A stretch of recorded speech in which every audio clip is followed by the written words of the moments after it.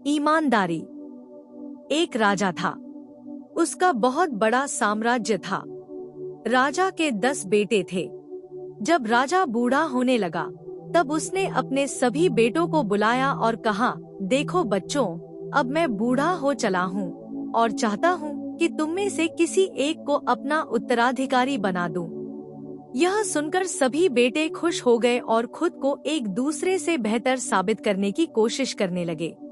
राजा ने कहा कि मैं तुम सबको एक काम देता हूँ और जो भी इस काम को सबसे बढ़िया तरीके से करेगा वही इस राज्य का नया राजा बनाया जाएगा। राजा ने सभी बेटों को बीज का एक एक टुकड़ा दिया और कहा, तुम सबको इस बीज को लेकर 1 साल के लिए जंगल में जाना है। वहाँ इसे एक गमले में रोपना है और देखभाल करनी है। 1 साल के बाद मैं तुमसे मिलूंगा।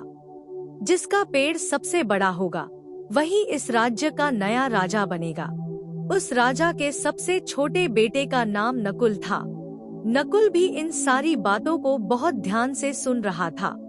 राजा के सभी बेटों ने बीज लिया और अलग अलग दिशाओं में जंगल की ओर निकल गए।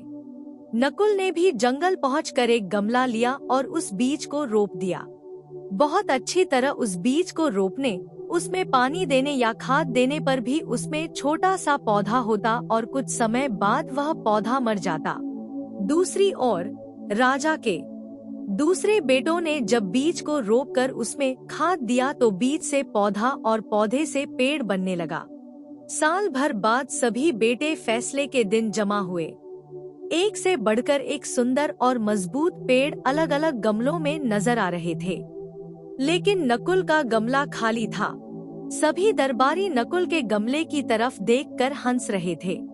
दरबारी अन्य सभी गमलों की तारीफों के पुल बांध रहे थे। इसी बीच राजा आया। उसने सभी गमलों को देखा और मुस्कुराने लगा।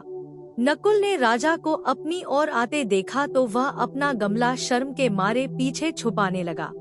राजा ने उसके गमले को देखा और सभी दरबारियों की ओर मुड़कर बोला, सुनो साथियों, आपका नया राजा और मेरा उत्तराधिकारी चुन लिया गया है। सभी बेटों की धड़कनें तेज हो गई। राजा ने कहा, आज से आपके नए राजा नकुल होंगे। राजा के दूसरे सभी बेटे और दरबारी यह सुनकर स्तब्ध रह गए।